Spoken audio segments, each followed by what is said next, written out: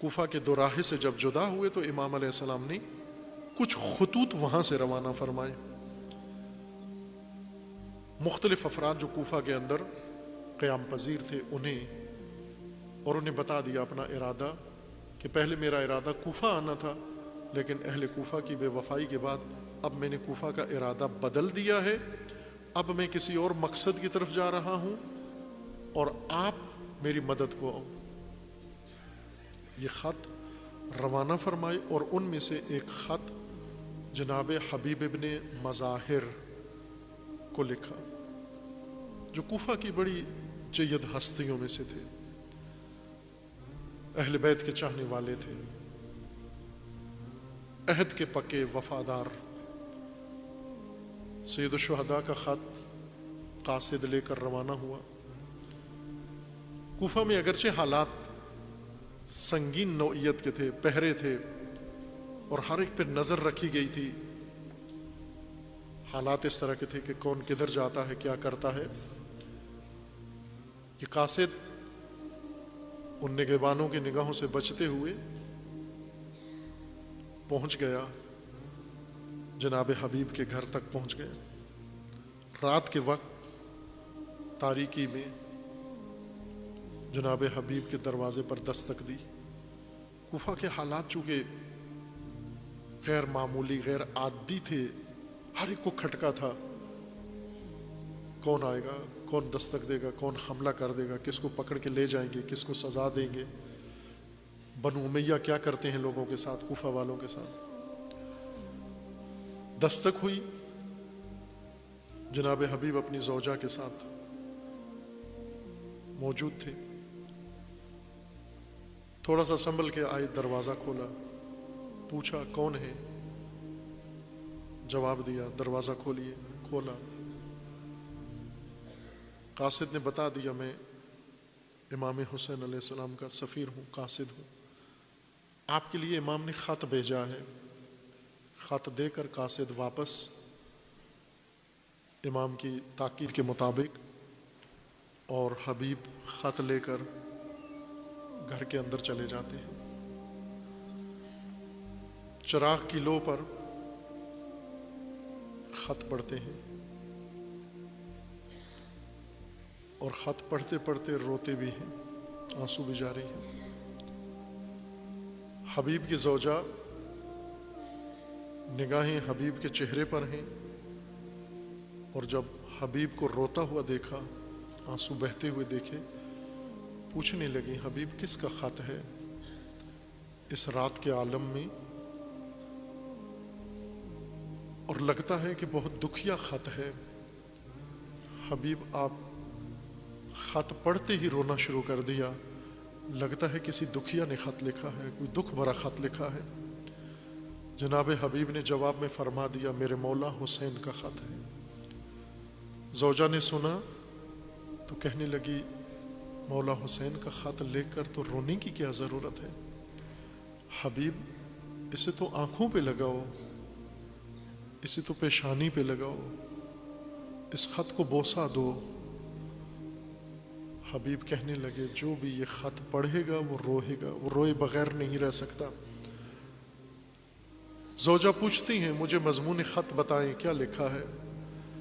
حبیب نے بتا دیا خط میں لکھا ہے سید الشہداء نے اے حبیب میں اس مقام پہ پہنچا کوفہ کے دوراہے پہ، مجھے علم ہو گیا کوفیوں کی بے وفائی کا، میں نے اپنا ارادہ بدل دیا ہے، میں نے اپنا راستہ بدل دیا ہے، اب میں نامعلوم مقام کی طرف جا رہا ہوں. حبیب اگر آ سکتے ہو ہماری مدد کو آؤ. حبیب کے یہ الفاظ سن کر حبیب کی زوجہ کہتی ہیں حبیب کیا ارادہ ہے، اپنے مولا کی مدد کو جانا ہے یا نہیں جانا ہے، اب تو حسین کوفہ نہیں آ رہے. جناب حبیب نے جواب دیا میں اپنی قوم کے سرداروں سے مشورہ لیتا ہوں، اگر قوم کے سرداروں نے اجازت دی تو میں جاؤں گا، اگر انہوں نے روک دیا تو نہیں جاؤں گا. یہ سن کر زوجہ حبیب کھڑی ہو جاتی ہیں، کھڑی ہو کر کہتی ہیں حبیب مجھے آپ سے یہ توقع نہیں تھی، مجھے اس جواب کی توقع نہیں تھی، جس حبیب کے ساتھ میں نے زندگی بسر کی وہ حبیب ایسے تو نہیں تھا. حبیب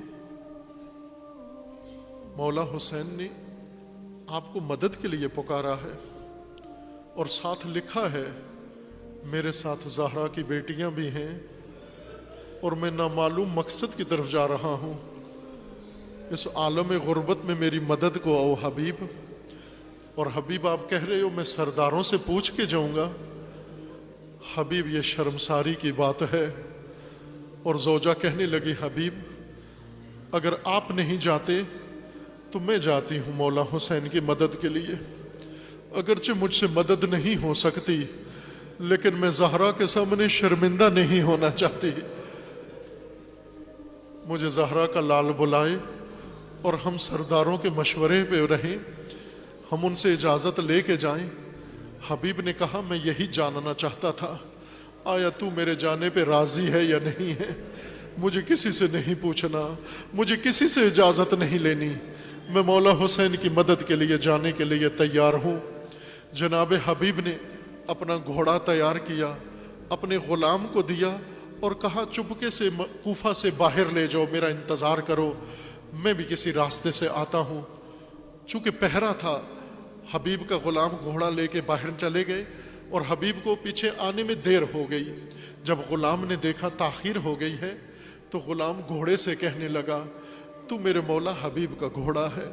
غلاموں کو اپنے مالک کے گھوڑے پہ بیٹھنے کا حق نہیں ہوتا, لیکن آج یہ بے ادبی میں کرنے والا ہوں. شاید میرے مولا حبیب نے ارادہ بدل دیا ہے, شاید اپنے قبیلے نے روک لیا ہے, شاید عبید اللہ کے سپاہیوں نے پکڑ لیا ہے. حبیب بوڑھے ہیں شاید نہ آئیں. اے گھوڑے اب میں تیری پشت پر سوار ہو کر حبیب کی نیابت میں مولا حسین کی مدد کے لیے جا رہنا چاہتا ہوں. حبیب نے جب غلام کے یہ الفاظ سنے تو رو کر کہا حسین غربت کا یہ عالم آ گیا ہے کہ غلاموں کو بھی رحم آنے لگا ہے. جناب حبیب سوار ہوتے ہیں گھوڑے کے اوپر, اپنے غلام کو سوار کر کے گھوڑے کو ایڑ لگاتے ہیں اور معلوم تھا حسین ابن علی کہاں جا رہے ہیں. اسی راہ پر پیچھے گھوڑا دوڑاتے ہوئے حسین ابن علی کے کاروان کے پیچھے جاتے ہیں اور حسین ابن علی مڑ مڑ کے کوفہ کی طرف دیکھتے ہیں. سید الشہداء بار بار مڑ مڑ کے کوفہ کی جانب دیکھتے ہیں. اصحاب بنو ہاشم آگے بڑھ بڑھ کر امام کی خدمت میں عرض کرتے ہیں مولا کوفہ والے بے وفا ہیں, اب کوفہ سے کوئی نہیں آئے گا, اب کوفہ کی طرف کیوں مڑ مڑ کے دیکھتے ہیں, کوفہ سے کیا امید لگا کے بیٹھے ہیں, کوفہ سے کیا آس لگائی ہے. سید الشہداء فرماتے جسے میں نے بلایا ہے, جسے میں نے خط لکھا ہے وہ بے وفا نہیں ہے, وہ ضرور آئے گا, وہ ضرور آئے گا. اور یہی ہوا. تھوڑی دیر کے بعد سید الشہداء کو آ کر بتایا گیا کہ کوفہ کی جانب سے ایک گھوڑ سوار آ رہا ہے, گھوڑا دوڑاتے ہوئے اس کاروان کی جانب آ رہا ہے. امام نے اپنے کاروان کو روک دیا, امام کا کاروان رک گیا.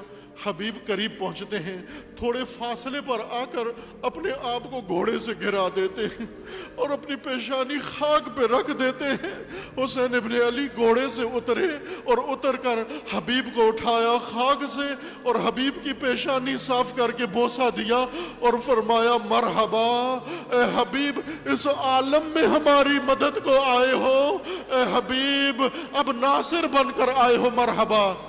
جب امام کا قافلہ رکا جناب زینب علیہ اپنے محمل میں پوچھتی ہیں کہ کاروان رک کیوں گیا ہے, کس وجہ سے روکا گیا ہے. بتایا جاتا ہے بی بی کاروان کو مولا حسین نے روکا ہے. کوفہ کی طرف سے گھوڑ سوار آیا ہے اور وہ جب قریب پہنچا ہے اس نے اپنے آپ کو گھوڑے سے گرایا ہے اور گرا کر اٹھ کے کھڑا ہوا. امام نے اس کا ماتھا چوپا, مرحبا کہا. بی بی فرماتی ہیں ذرا جلدی جانا, جا کر اس آنے والے کا نام پوچھ کر آنا. وہ جاتا ہے, نام پوچھ کر آتا ہے, بی بی کی خدمت میں سلام عرض کر کے کہتا ہے بی بی اس آنے والے کا نام حبیب ہے, مولا حسین نے حبیب کہہ کے پکارا ہے, مولا حسین نے مرحبا کہا ہے. تو بی بی بھی فرماتی ہے کہ جا کر میرا سلام کہو اور کہو حبیب مرحبا. جب بی بی کا سلام پہنچا حبیب نے سر پیٹا اور کہا حبیب کہاں تیرا مقام, کہاں زہرا کی بیٹی کا سلام.